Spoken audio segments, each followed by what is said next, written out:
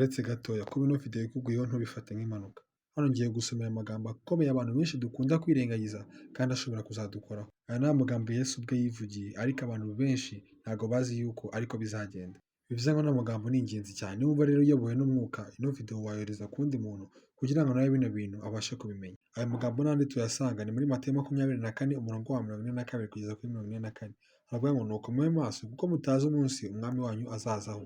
Ariko ibi mubimenye, iyaba nyir'urugo yari amenye igicuku umujura azaziramo, yabaye maso, ntiyamukundiye gucukura inzu ye. Nuko namwe mwitegure, kuko igihe mudatekereza ari cyo umwana w'umuntu azaziraho. Abantu benshi batekereza yuko bazihana mu minsi ya nyuma, ariko nta gihe gihari cyo kwihana. Niba uri uhindukira ugahindukirira Yesu, tangira umufate ibiseye none aha ngaha uyu munsi. Kubera ko umunsi azazaho nta n'umwe uzaba ubizi, azaza nk'umujura. Imana niyo mpamvu nayo yatanze amahitamo, kandi amahitamo ni rwo rukundo rwa nyarwo. Bivuze ngo uhitamo gukora ikintu ntawe ukiguforosheje.